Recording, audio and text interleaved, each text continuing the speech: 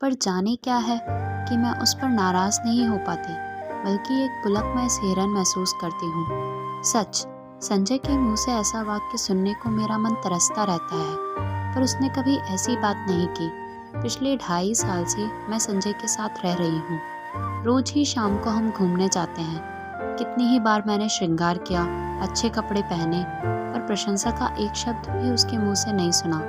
इन बातों पर उसका ध्यान ही नहीं जाता। यह देखकर भी जैसे यह सब नहीं देख पाता। इस वाक्य को सुनने के लिए तरसता हुआ मेरा मन जैसे रस से नहा जाता है। पर निशित ने यह बात क्यों कही? उसे क्या अधिकार है? क्या सचमुच ही उसे अधिकार नहीं है? नहीं है। जाने कैसी मजबूरी है, कैसी विवशता है कि मैं इस बात का जवाब नहीं दे पाती हूँ। निश्चयात्मक दृढ़ता से नहीं कह पाती कि साथ चलते इस व्यक्ति को सचमुच ही मेरे विषय में ऐसी अवांछित बात कहने का कोई अधिकार नहीं है।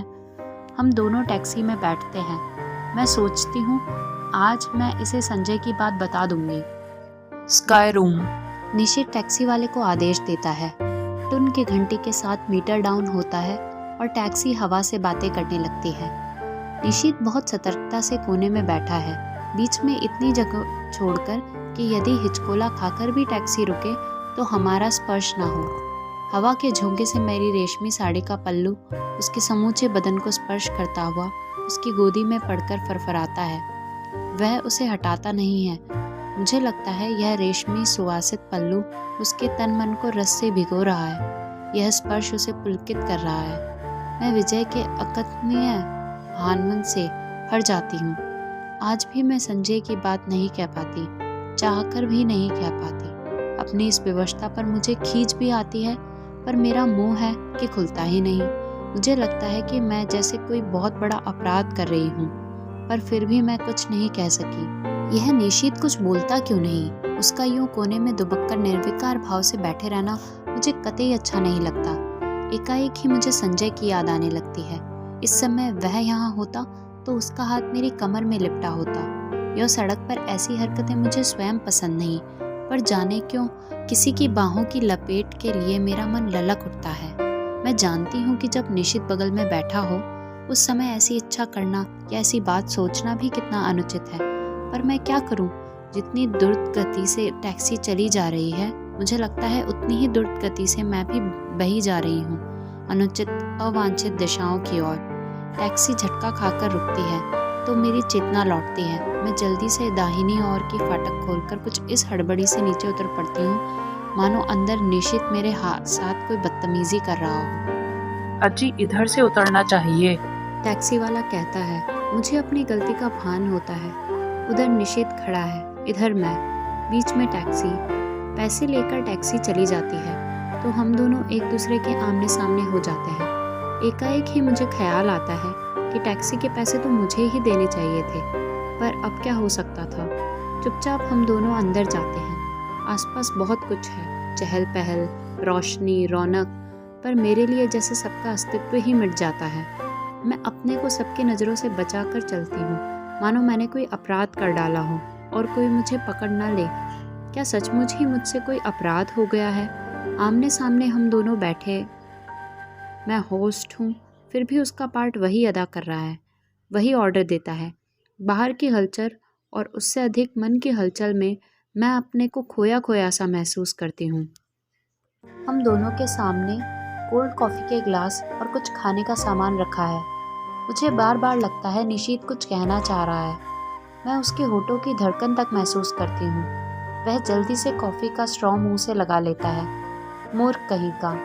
वह सोचता है मैं बेवकूफ़ हूँ। मैं अच्छी तरह जानती हूँ कि इस समय वह क्या सोच रहा है। 3 दिन साथ रहकर भी हमने उस प्रसंग को नहीं छेड़ा। शायद नौकरी की बात ही हमारे दिमागों पर छाई हुई थी, पर आज अवश्य ही वह बात आएगी। न आए, यह कितना अस्वाभाविक है, पर नहीं, स्वाभाविक शायद यही है। 3 साल पहले जो अध्याय सदा के लिए बंद हो गया, उसे पलटकर देखने का साहस शायद हम दोनों में से किसी में नहीं। जो संबंध टूट गए, अब उन पर कौन बात करे? मैं तो कभी नहीं करूँगी, पर उसे तो करनी चाहिए।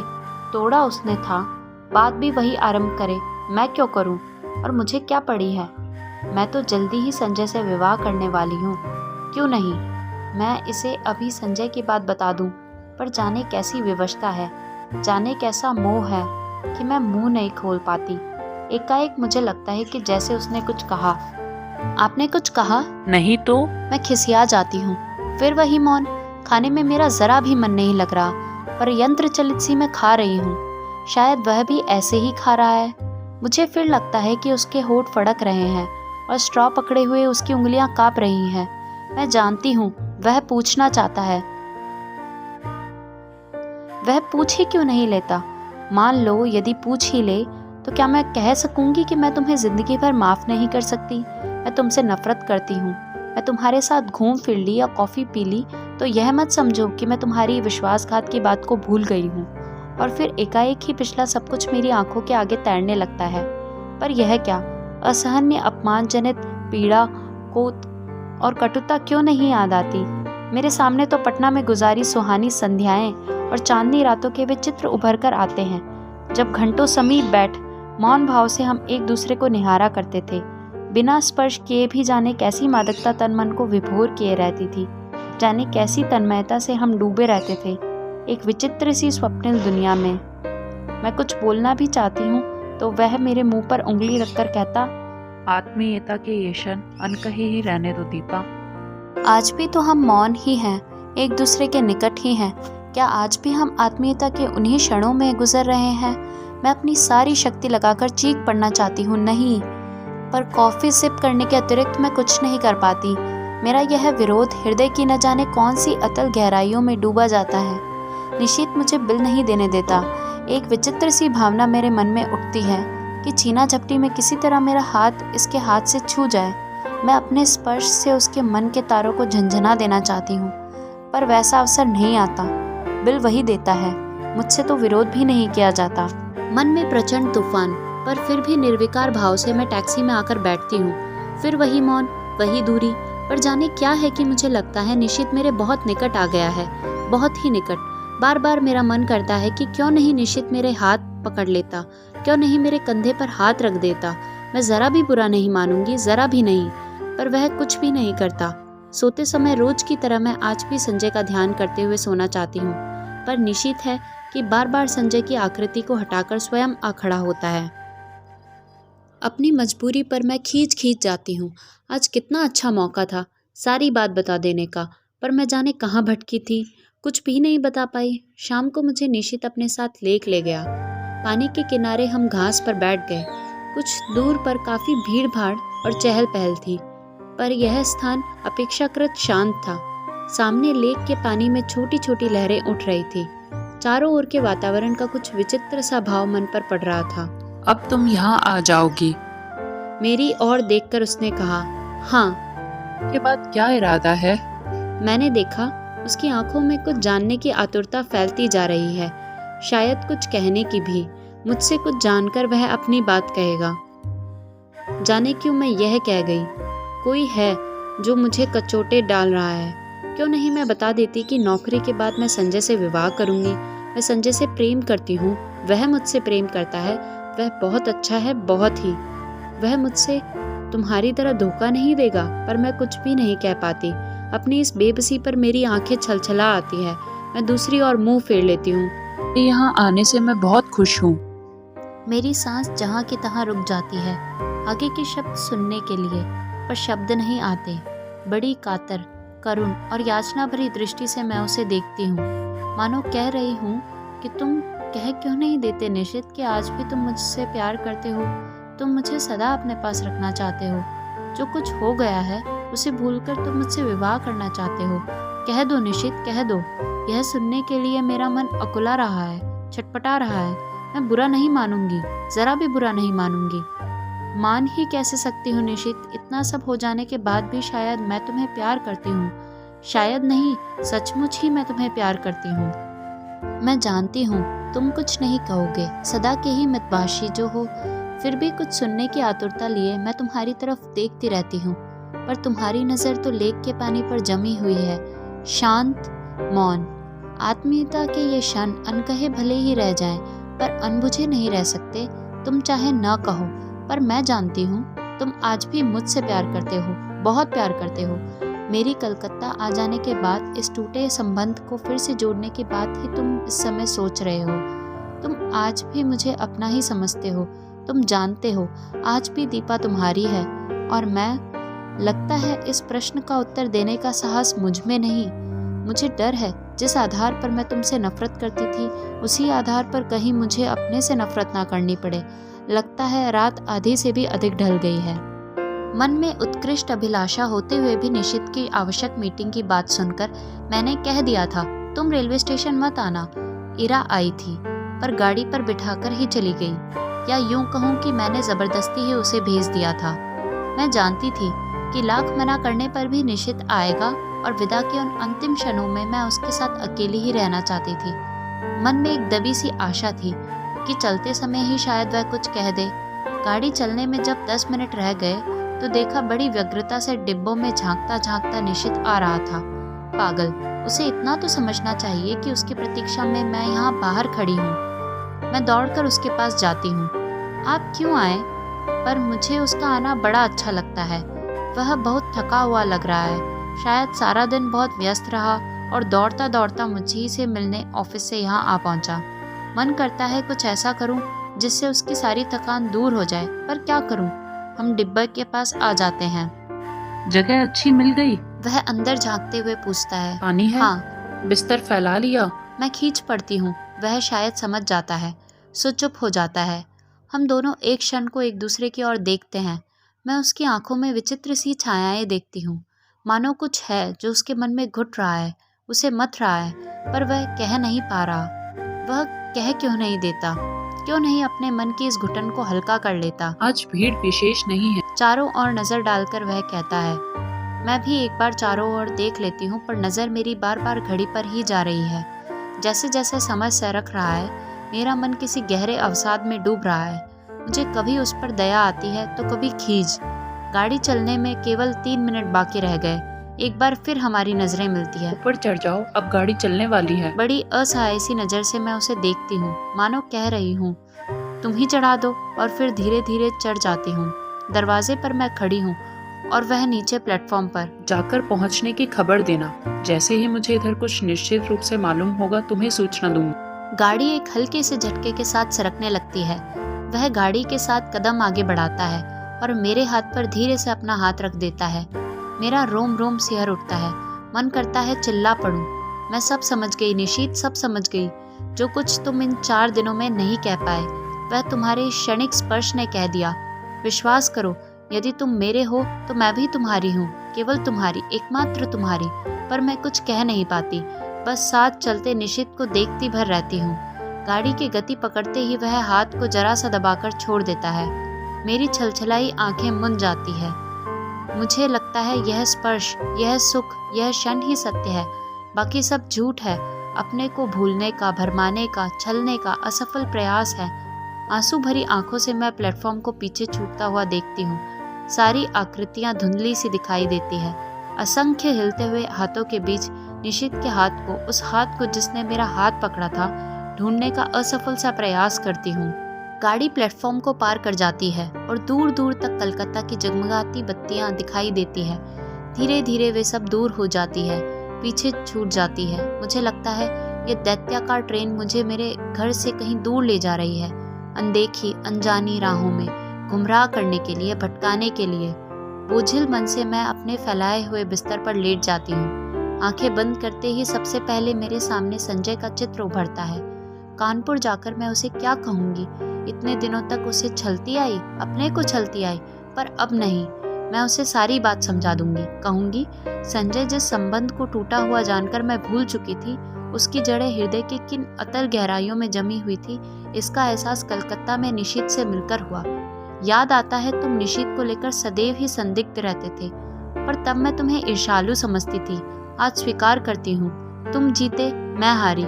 सच मानना संजय, 2.5 साल में मैं स्वयं को भ्रम में थी और मैं तुम्हें भी भ्रम में डाल रखा था, पर आज भ्रम के छलना के सारे ही जाल छिन्न भिन्न हो गए। मैं आज भी निशित को प्यार करती हूँ, और यह जानने के बाद एक दिन भी तुम्हारे साथ और छल करने की दुस्साहस कैसे करूँ?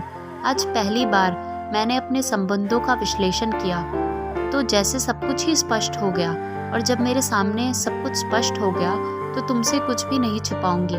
तुम्हारे सामने मैं चाहूँ तो भी झूठ नहीं बोल सकती।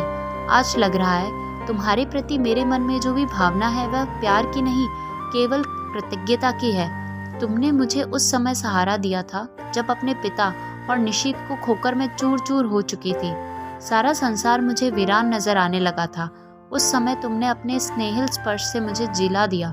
मेरा मुरझाया मन हरा हो उठा। मैं कृतकृत्य हो उठी और समझने लगी कि मैं तुमसे प्यार करती हूँ। पर प्यार की बेसुध घड़ियाँ, वे विभोर क्षण, तन्मयता के वे पल जहाँ शब्द चूक जाते हैं, हमारे जीवन में कभी नहीं आए। तुम ही बताओ, आए कभी?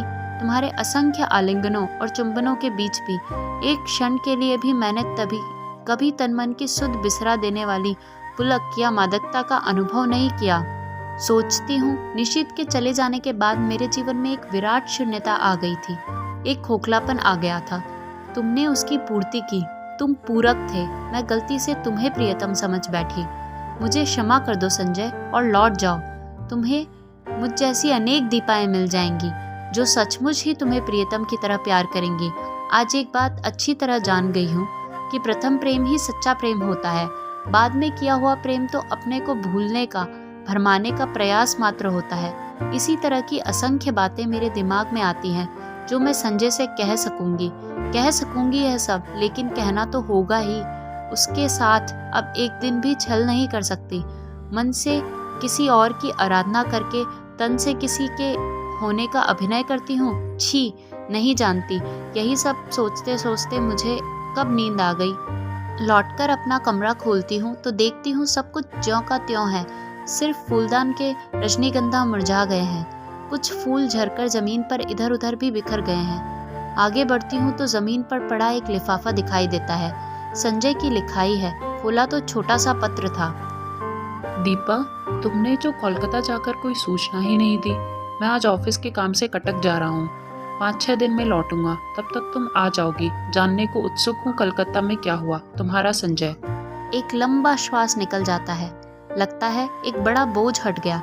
इस अवधि में अपने आप को अच्छी तरह तैयार कर लूंगी।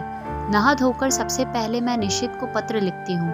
उसकी उपस्थिति में जो हिचक मेरे होठ बंद किए हुए थी, दूर रहकर वह अपने आप ही टूट जाती है।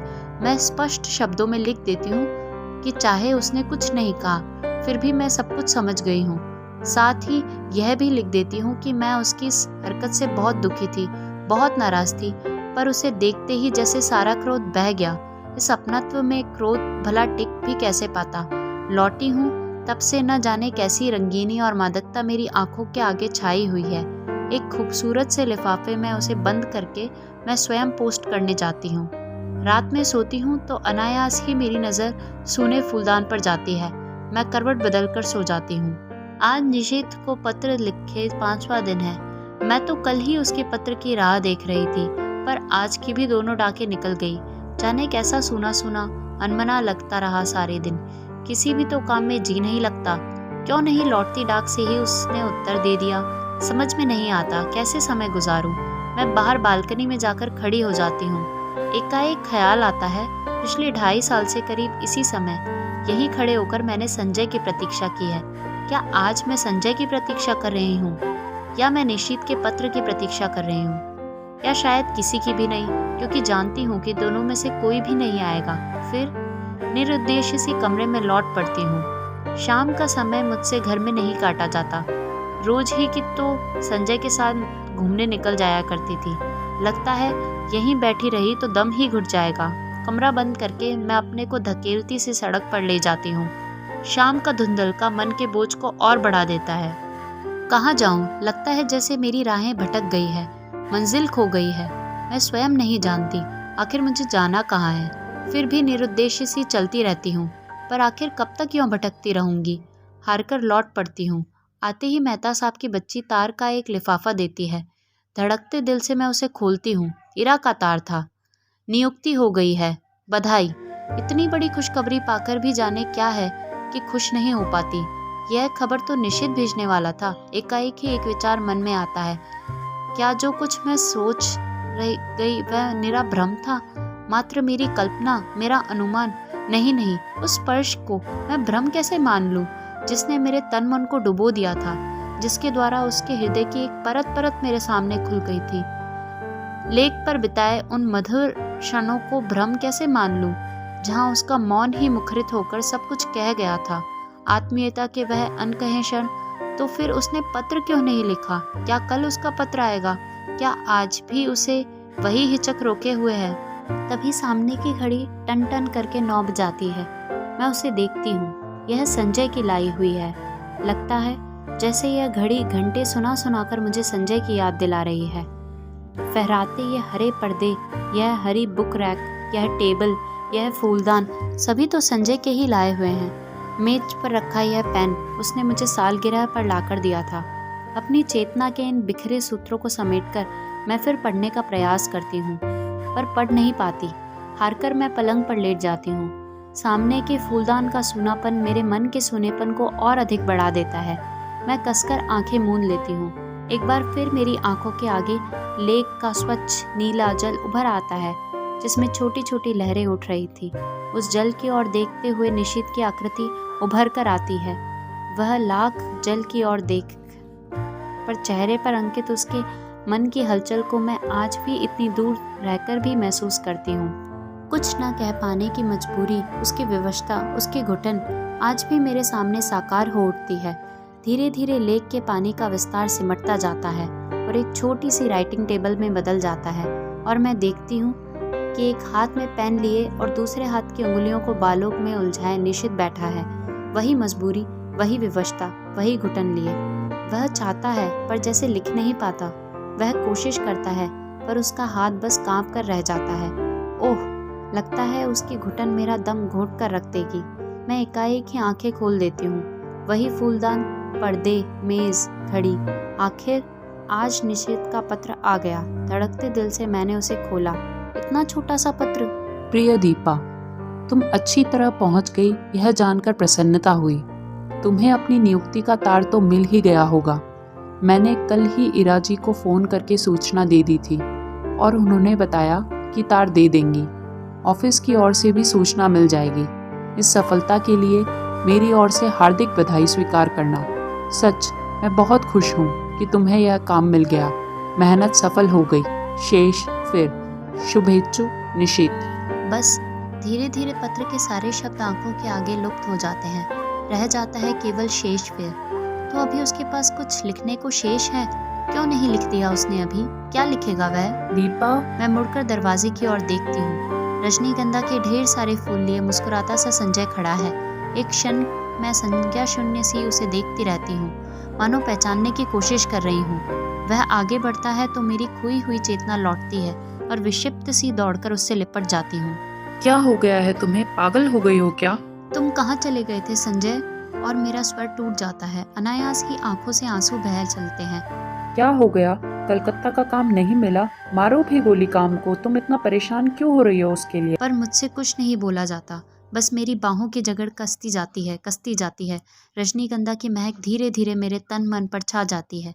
तभी मैं अपने भाल पर संजय के अधरों का स्पर्श महसूस करती हूँ और मुझे लगता है यह स्पर्श, यह सुख, यह क्षण ही सत्य है। वह सब झूठ था, मिथ्या था, भ्रम था।